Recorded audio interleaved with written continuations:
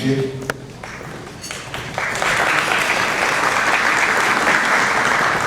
Take a second. Everybody hear me okay?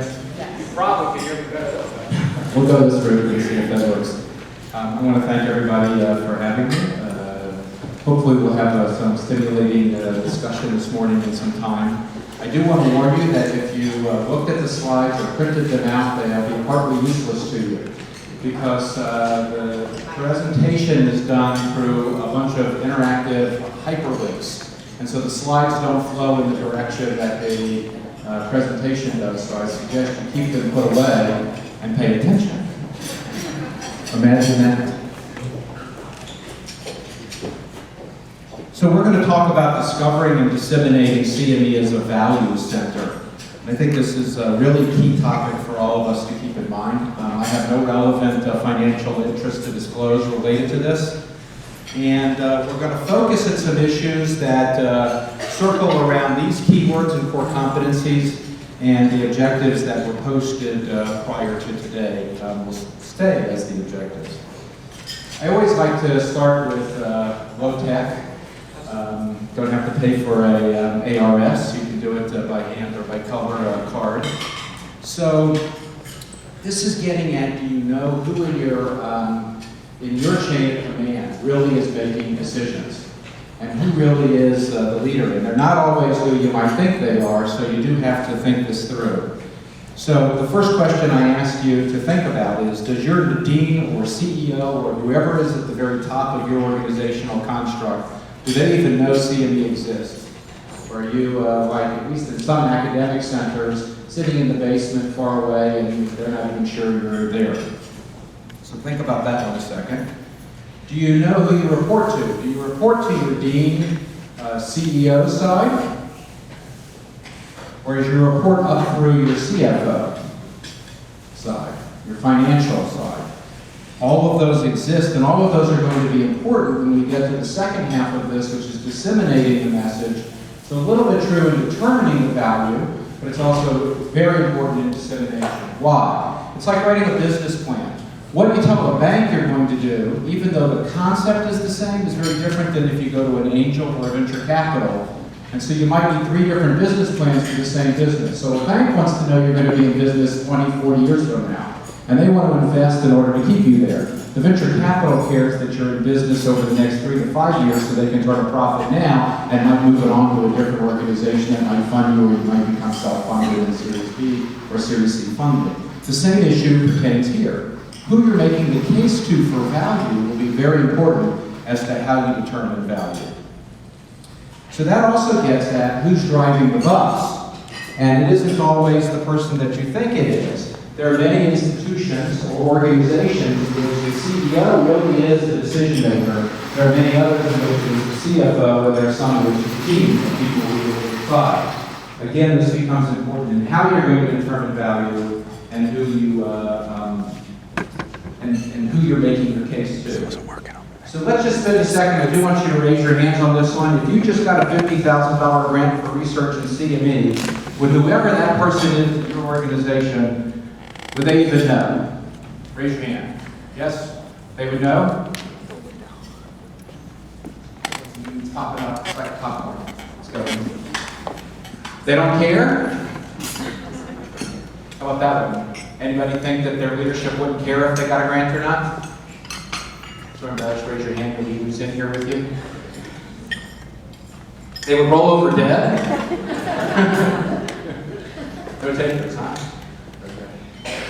They would congratulate you publicly. Anybody for that one? A couple. Okay, it's growing. Or they would get mad at you and fire you. How dare you do that? Sort of trying to be funny. The point again is that understanding value and understanding whether CME is a value center or not is important. Many of the individuals historically have not viewed CME as a value center. It's been seen as a profit center.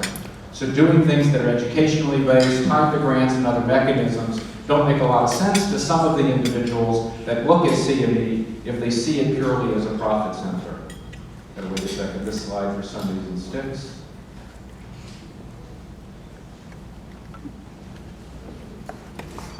So this is the image that a lot of people have of the CME field. It's not a CME image, but clearly that we're sort of the NASP, that physicians and nurses and healthcare providers and CME is somehow partnered in a way to make it look like NASCAR, where it's all about a recognition of stuff. So this is why many people have viewed it sort of as a profit center. There's all these groups ready to throw money around, so we must be able to make profit out of it. I know when I got to the CME office at Hopkins about 6 years ago and asked to be the associate dean, one of the first things I did was walk up and down the hallway and ask people in the office what our business was.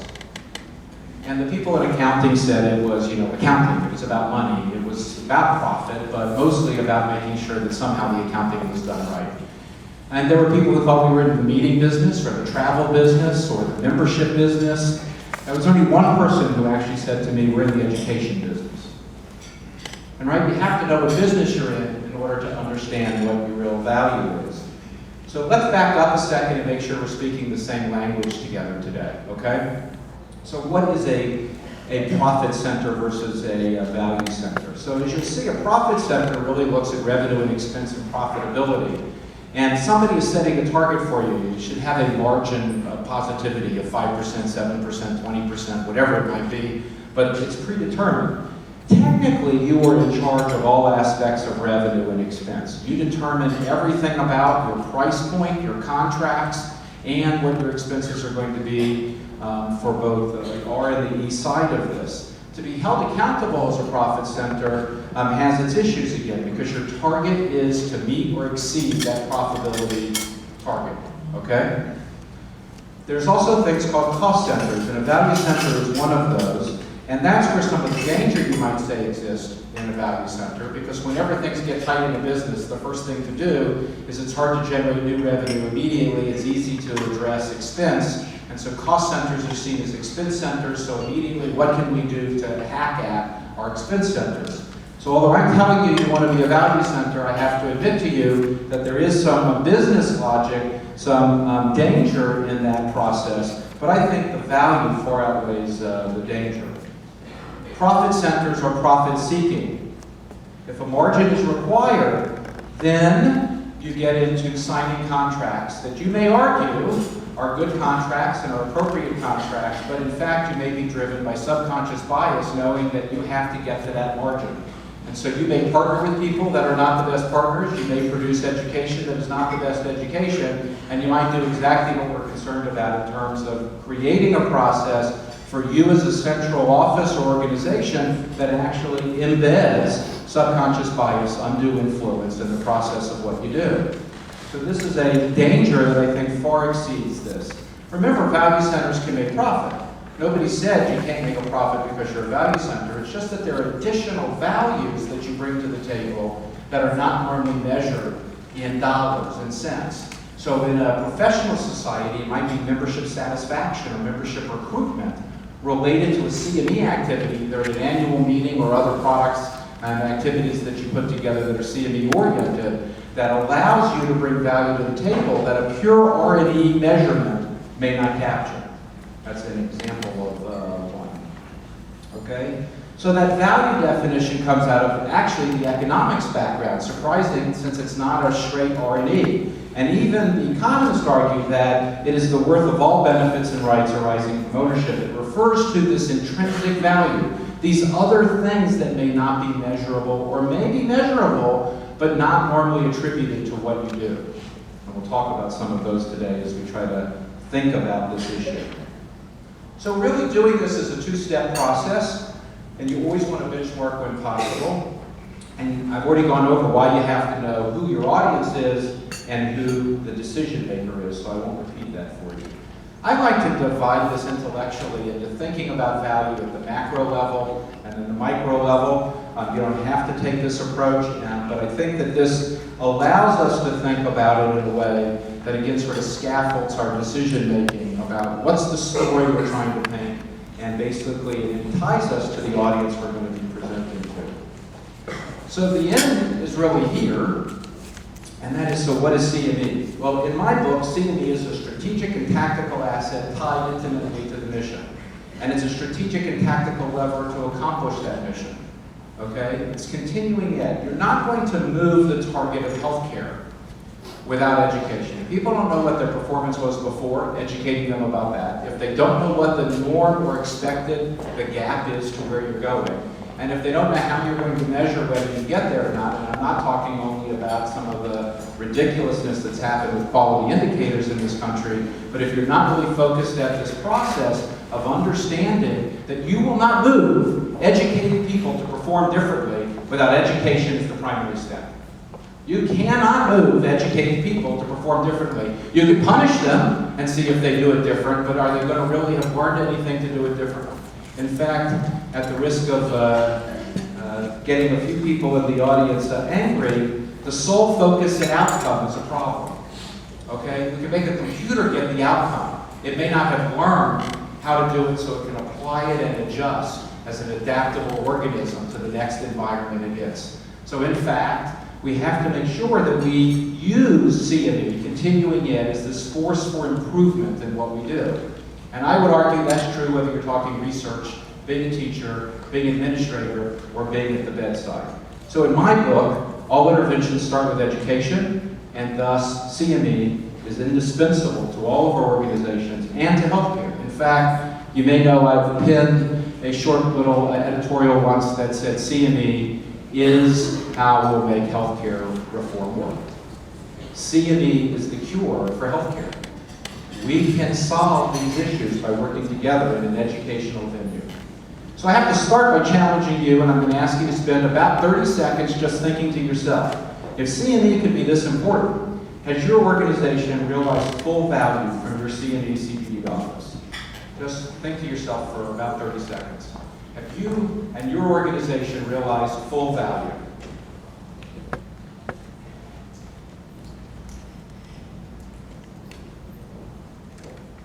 That will lead us to this first little pause, so we can be interactive at some parts of this. And if you have paper, if you don't at least intellectually do this, I'm going to give you about 2 minutes to write down 5 things your CME program does that brings value to your organization. This will be important for us today. It'll also be important for the workshop that follows. But begin to name for yourself 5 things that your CME program does, program level, okay, organization level, that brings value.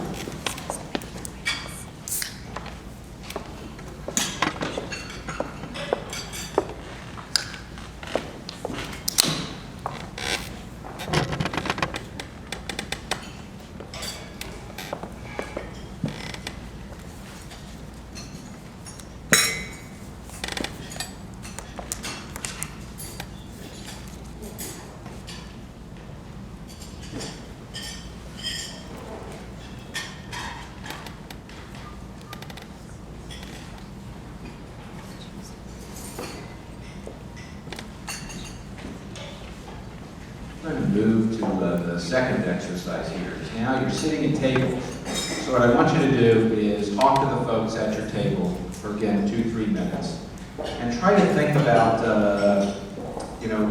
what your table thinks are those values. Share with each other some of the things you brought up.